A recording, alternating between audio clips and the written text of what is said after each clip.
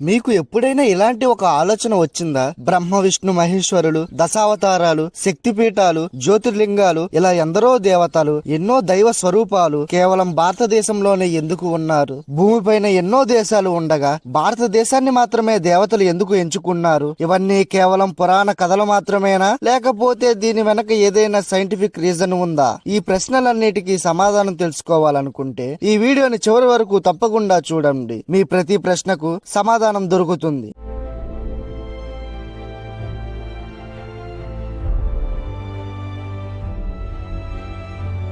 First మనం available గా ఉన్న ఆర్కియాలజీ డేటాను పరిశీలిద్దాం. భారతదేశంలో సనాతన ధర్మంతో రూపుదిద్దుకున్న సివిలైజేషన్ 15 లక్షల సంవత్సరాలకు ముందు నుండే ఉన్నాయని ఆర్కియాలజిస్టులు చెబుతున్నారు. మధ్యప్రదేశ్ లోని బెంబిక్కా కేవ్స్ కి 1,00,000 సంవత్సరాల కన్నా ఎక్కువ హిస్టరీ ఉందని, అందులో దొరికిన కేవ్ పెయింటింగ్స్, డిజైన్ లో ఉన్న జంతువుల బొమ్మలు, వేటాడే విధానం 30,000 సంవత్సరాల క్రితమే ఇవి ఉన్నాయని తెలపడం జరిగింది. భారతదేశంలో గొప్పవిగా చెప్పుకునే Indus valley civilisation, Harappan and Mohenjo civilisation అనేవి ప్రెసెంట్ టైం కన్నా 3,500 నుండి 5,000 సంవత్సరాల క్రితమే ఉన్నాయని ప్రూవ్ అయ్యింది. ఆ బయటపడ్డ సివిలైజేషన్ లో అడ్వాన్స్ కట్టడాలు, డ్రైనేజ్ సిస్టమ్ తో పాటు ప్రపంచంలోనే ఎక్కడా లేని అర్బన్ ప్లానింగ్ తో ఉండేవని ఆర్కియాలజీ డిపార్ట్మెంట్ కి దొరికిన ఎన్నో ఎవిడెన్స్ లో ప్రూవ్ అయ్యింది. అలాగే మనం present one of the greatest civilization అని చెప్పబడే మొసోపోటేమియన్ అండ్ ఈజిప్షియన్ సివిలైజేషన్స్ అనేవి కేవలం 3,000 సంవత్సరాల క్రితమే స్టార్ట్ అయ్యి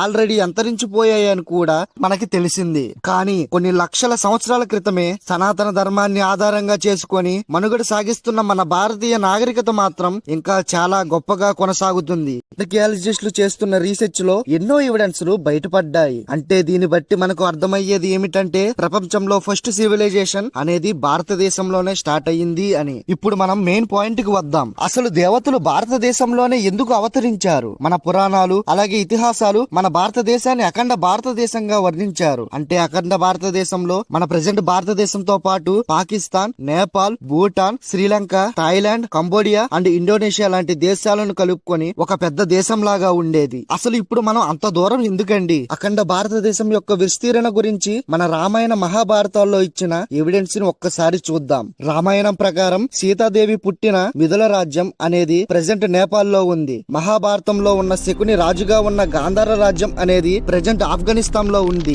బలి చక్రవర్తి తన రాజ్యాన్ని సౌత్ ఈస్ట్ ఏషియా వరకు ఎక్స్టెండ్ చేశాడని చెప్పబడింది. అలాగే శక్తి పీఠాలు కూడా ప్రెజెంట్ కంట్రీస్ అయిన భారతదేశంలో, శ్రీలంకలో, బంగ్లాదేశ్, నేపాల్, భూటాన్, పాకిస్తాన్ లో ఉన్నాయి. సో దీన్ని బట్టి మనకు అర్థమవుతుంది ఏమిటంటే ఒకప్పుడు మేజర్ ప్రపంచ జనాభా అండ్ సివిలైజేషన్స్ అనేవి అంతా మన అఖండ భారతదేశంలో ఉన్నాయని తెలుస్తుంది. ఒకసారి లాజికల్ గా ఆలోచించండి. భగవంతుడు అవతారాలు ఎప్పుడు తీసుకుంటాడు? అధర్మం ఎక్కువైనప్పుడు, అమాయక ప్రజలు కష్టపడుతున్నప్పుడు కదా. మనం ఆర్కియాలజీ ప్రకారం చూసినా, మన పురాణ ఇతిహాసాల ప్రకారం చూసినా సరే ఈ ప్రపంచంలో ఉన్న మాక్సిమం మనుషులంతా ఈ విశాలమైన అఖండ భారతదేశంలో ఉన్నారని చెప్పడం జరుగుతుంది. సో ఆ భగవంతుడు ఈ భూమిపై ఉన్న మనుషులందరినీ అధర్మం నుండి కాపాడాలి కాబట్టి అందుకే ఈ మనుషులు ఉంటున్న అఖండ భారతదేశంలో భగవంతుడు అవతరించాల్సి వచ్చింది. ఒక చిన్న ఎగ్జాంపుల్ తో ఈ వీడియోని కంప్లీట్ చేద్దాం. ఎలా అయితే మనం డైలీ లైఫ్ లో రేడియోలో ఫ్రీక్వెన్సీని చేంజ్ చేస్తూ మనకి నచ్చిన ఛానల్లోకి షిఫ్ట్ అవుతామో, అలాగే మన ఋషులు కంటిన్యూగా తపస్సులు, యాగాలు, హోమాలు, పూజలు చేయడం ద్వారా వేరే డైమెన్షన్ లో ఉంటున్న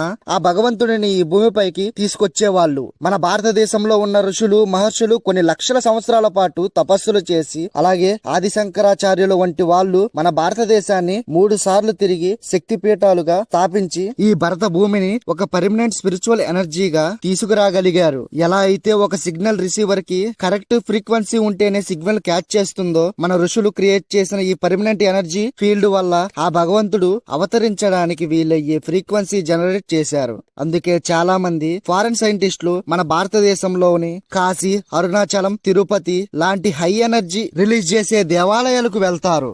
వాళ్ళందరూ ఈ గాలిలో కూడా డివైన్ ఎనర్జీస్ ఉంటాయని నమ్ముతారు. సో దీన్ని బట్టి ఫైనల్ గా మనకి ఏం అర్థమవుతుందంటే ఈ ప్రపంచంలో ఉన్న మెజారిటీ పాపులేషన్ అంతా ఒకప్పుడు మన పురాణాల్లో చెప్పబడిన అఖండ భారతదేశంలోనే ఉండటం వల్ల అఖండ భారతదేశంలో ఉన్న తన భక్తులను కాపాడుకోవడం కోసం ఆ భగవంతుడు కూడా తన భక్తులు ఉంటున్న ఈ అఖండ భారతదేశంలోనే అవతరించాడని మనం ఈ విషయాలు బట్టి అర్థం చేసుకోవచ్చు. అందుకే మన భారతదేశం గురించి వేదాల్లో పుణ్యభూమి, ధర్మభూమి, యోగ భూమి, వేద భూమిగా చెప్పబడింది. ఈ అనాలిసిస్ పైన మీ ఒపీనియన్ ఏంటో కామెంట్ సెక్షన్ లో చెప్పండి. ఇప్పటి వరకు ఈ వీడియో చూసారంటే ఈ వీడియో ఎంతో కొంత నచ్చే ఉంటుంది. ఈ వీడియో నచ్చితే లైక్ చేయండి. ఇలాంటి మరికొన్ని వీడియోల కోసం మా 360 ఎర్త్ ఛానల్ ని సబ్స్క్రైబ్ చేయండి. తర్వాత వీడియోలో మళ్ళీ కలుద్దాం.